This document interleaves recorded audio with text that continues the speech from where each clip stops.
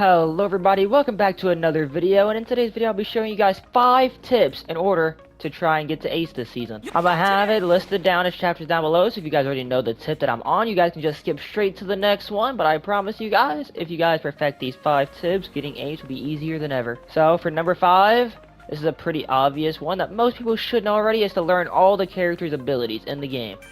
Like, you should be able to look at a character and tell me exactly what their gamma is, their alpha, and what their special action is.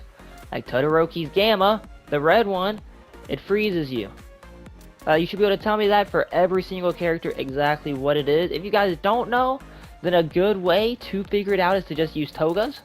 Preferably Rapid Toga, because it's a whole lot easier, but you could use Purple Toga, who is completely free to do it, because it's a big help actually knowing what characters do. Now, on top of knowing characters, I personally would also try and learn at least one combo for each character in the game. This isn't a must, but it will be a huge help, especially like a common combo. Like, for example, Ida. Like Ida's #1 combo, you don't even have to do it, just know what it is. Like Ida's #1 combo is that. Ida's combos is Alpha Alpha Alpha or Alpha Alpha into Beta. So just learn those things. Try to learn that at least one for each character. Like Dinky's, for example. His #1 combo is Gamma into just Alpha. He does have one-shot combos that's a bit harder to actually do, but it is still nice to know, and preferably try not to get caught in them. That is the main reason why you should know at least one combo for each. Tip number 4, this is going to be a little bit of a longer one, because I'm going to try and explain it in depth, because these things right here, it is utilizing your cards. So as I'm sure most of you guys know, your color element is a pretty big thing. By color element I mean like Deku is an Assault, so if you pick up an Assault A, it's going to level up your Alpha. I'm sure everyone knows that already, but I'm talking about actually utilizing the cards in your little hotbar. So, for example, Assault increases your defense, Strike increases your attack power, Speed increases your movement speed and allows you to run up walls, Green allows you to heal alongside your teammates if they're near you too, and then Purple increases your reload speed.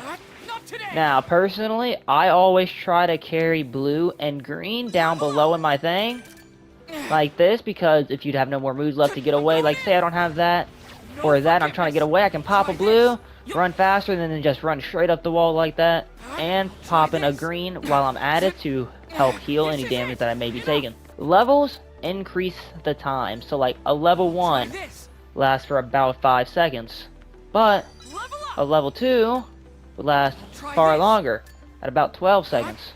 I believe a level 9 lasts at about 50 seconds or a minute for a level 9. And so, let's test this out real quick. I'm gonna increase my alpha damage to max. Increase everything to max. So Uraraka's alpha hits for 81. If we use one red card and pop it, it's 89. So, if we have 2 going,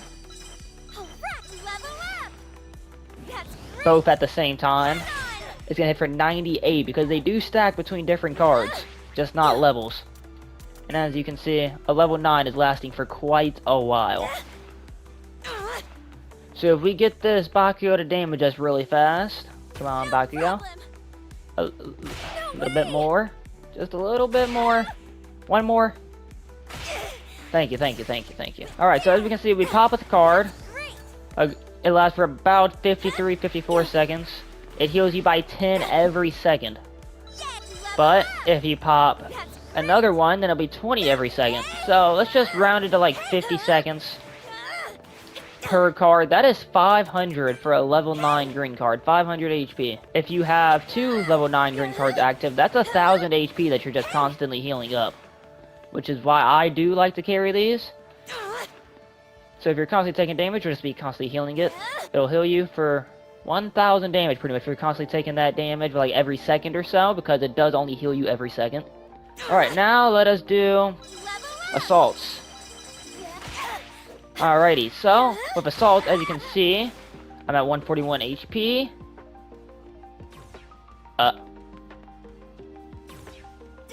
Come on.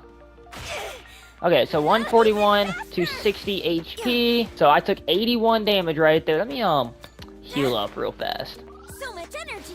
Alright, so I took 81 damage on that. That's great. But with a yellow card active, I go from 303 to 238. So as you can tell, with just one yellow card, I went from taking 81 damage to 65 damage. But if I have a second one activated, I go from 121 to 69. And with two yellow cards activated, I only take 52 damage from this Bakugo. So it adds up. So with none, I'm going from 81 to 52. That is a pretty big difference. Not much I can do to show you the blue cards. I can just show you how it stacks up. So you can see, you can clearly tell I'm running faster. And you can clearly tell I'm like zooming right now. So you run a lot at... Alright, last card we have to discuss is reload time. Alright, so this is what the reload time is without it.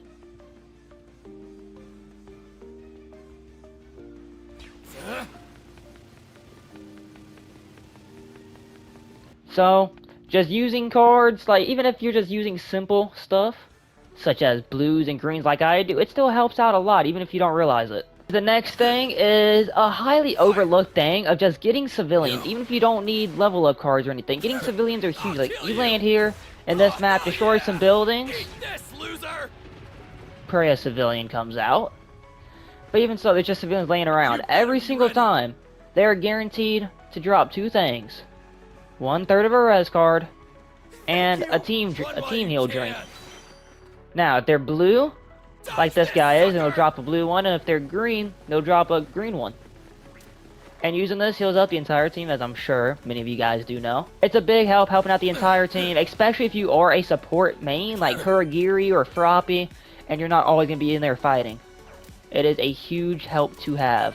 Just pop those if someone gets low, and then they can keep fighting and putting on pressure on the other team.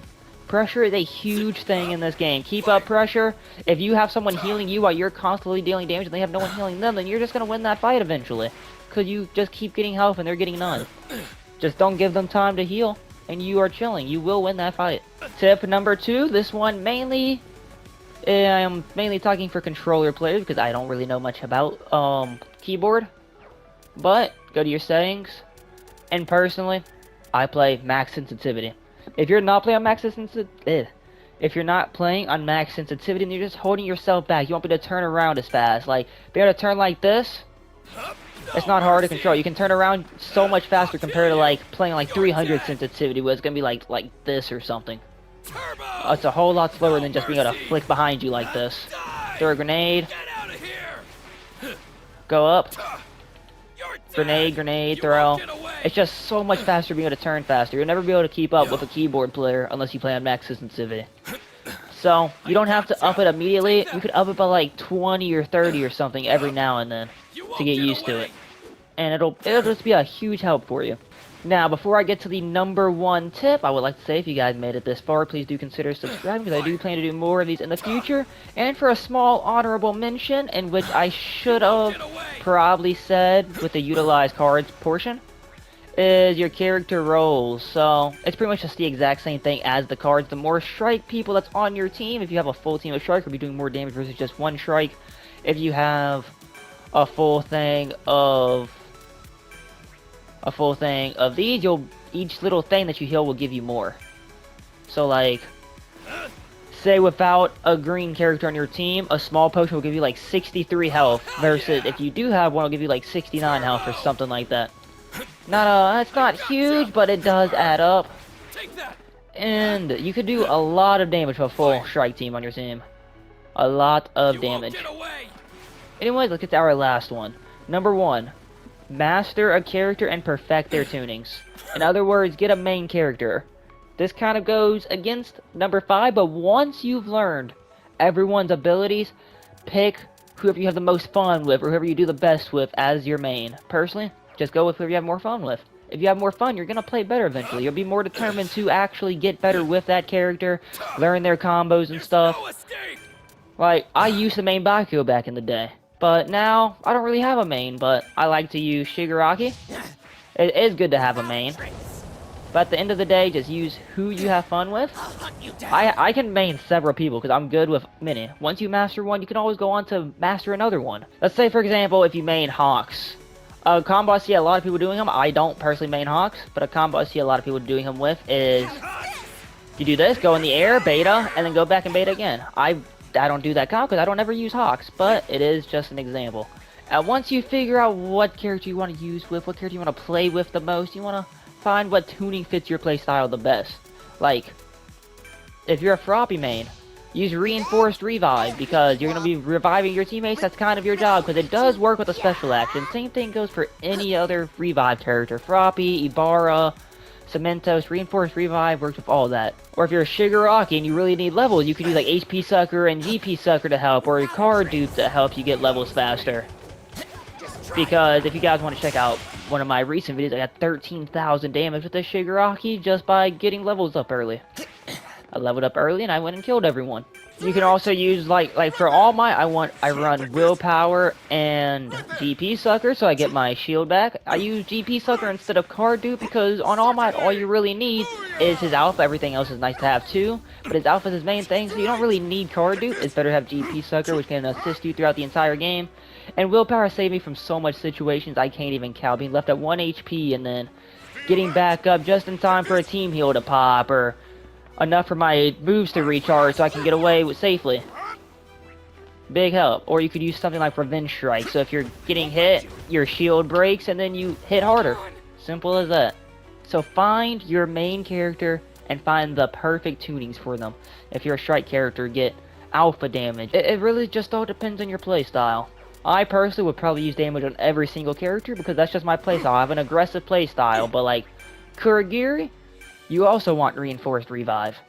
All that stuff. You want to run Reinforced Revive on pretty much every support character like that. That is easy for revives. It is a huge, tremendous help. Anyways, if you guys found this video helpful, please do subscribe and like. And I'll see you guys in the next one. Peace out.